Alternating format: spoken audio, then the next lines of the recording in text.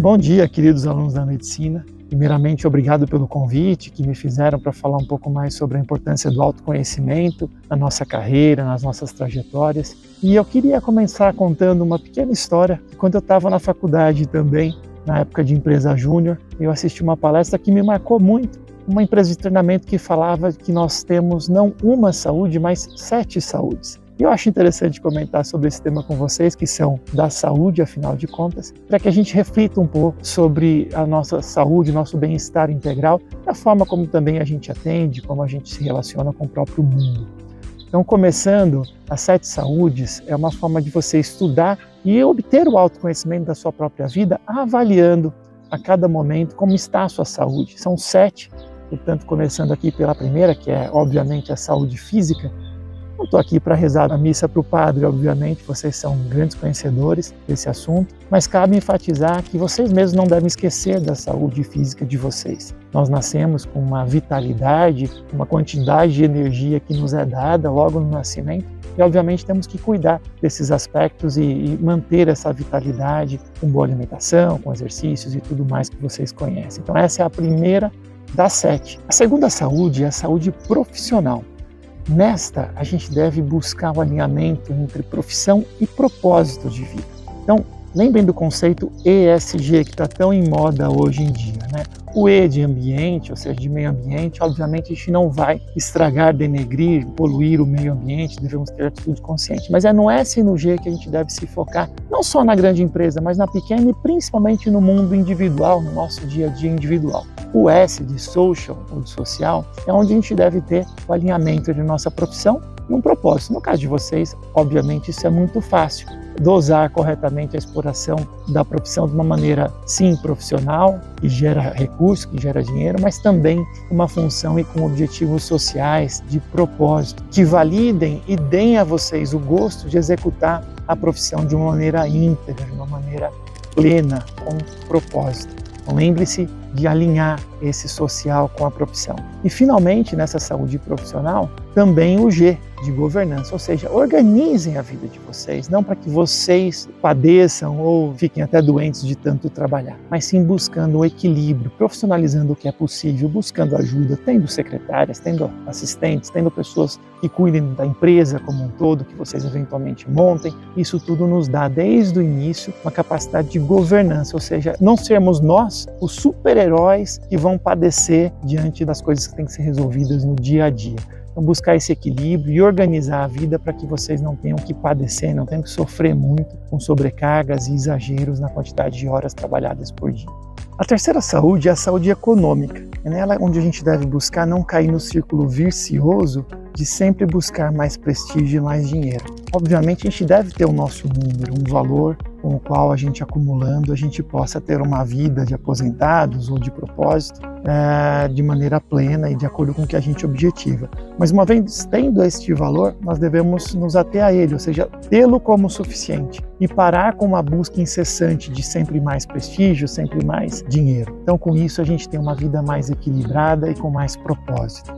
A quarta saúde é a saúde social e familiar. Para falar de família, obviamente, é muito fácil a gente pensar que logo a gente deve estar próximo da nossa família, acompanhar o crescimento dos nossos filhos, nos dedicarmos às crianças principalmente, porque um dos nossos principais papéis é educar esses que nos foram confiados de alguma forma, né? No entanto, o social também entra nessa saúde e é muito importante a gente ser capaz de expandir os nossos círculos e os nossos horizontes. Então, frequentemente, nós como pessoas, eu sou engenheiro, eu não tenho dúvida de que quando eu me aproximo e converso com um médico, frequentemente a gente já gosta de falar sobre medicina, saber sobre casos, a gente tem muita curiosidade para saber sobre a vida dos médicos, né? No entanto, frequentemente com isso, o médico acaba só falando sobre medicina o tempo todo, nos amigos, no bar, onde eu estiver, vai estar sempre falando sobre medicina. Isso não é tão legal, porque acaba fechando muito o nosso horizonte de vida. Então a gente deve falar sobre temas efetivamente diferentes, fazer perguntas para as outras pessoas, se interessarmos por outros segmentos, por outras áreas de atuação, por trabalhos de maneira geral, por empreendedorismo, por trabalhos sociais. Então isso tudo é importante, expandir esses horizontes para a gente ter realmente uma saúde social e familiar. A quinta saúde é a saúde mental. É nela onde a gente deve controlar a nossa mente. Aprender a meditar é uma ótima, por exemplo. A gente deve ser capaz de, pelo menos, não se perder entre o passado e o futuro. Ou seja, não ficar remoendo coisas do passado, pensando, se arrependendo, repensando, e também não viver a ansiedade do futuro.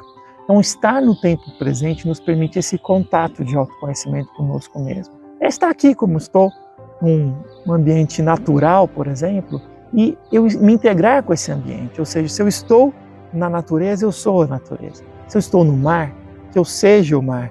Então, não me preocupar com o que estava lá atrás ou o que estará lá à frente, e sim estar no momento presente. Isso nos ajuda a controlar a mente. Aprendam a meditar, isso é muito importante para que vocês mesmos possam ser os orientadores da própria vida, da própria trajetória. A sexta saúde é a saúde emocional.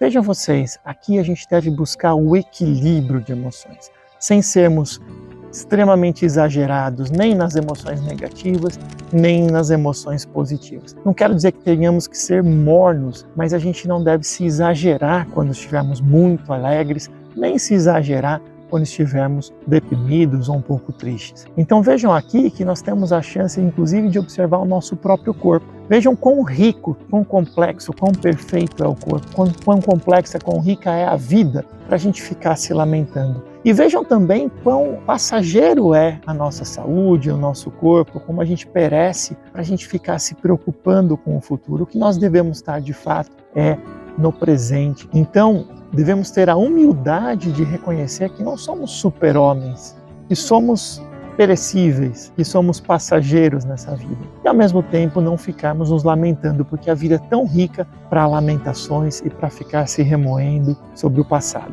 Com isso, a busca aqui é o controle emocional. É que sejamos, sem ser mornos, sejamos controlados e tenhamos consciência de que as dificuldades virão e que isso não é o fim, e que também as felicidades virão, e também a gente não é nenhum super-homem para se achar ou se convencer de uma superpotência. Nós devemos ser humildes frente à vida, frente às condições, e entender que tudo isso tem um motivo para acontecer, e entender esse motivo é um bom convite à meditação e à reflexão. E chegamos, por último, à sétima saúde, que é a saúde espiritual. Eu diria que essa é a mais importante de todas. Nós temos que compreender aspectos importantes da metafísica, das dimensões da natureza, expandir o nosso conhecimento além do que é tridimensional. A própria física se reinventa toda hora, muda da física newtoniana para a relatividade e agora para a física quântica. E nós temos também que revisar os nossos conceitos o tempo todo. É certo que a vida não se compreende imediatamente e a gente deve cada vez mais se aprofundar. E a própria física nos dá essa consciência de que a vida e a constituição, essa realidade que a gente vive,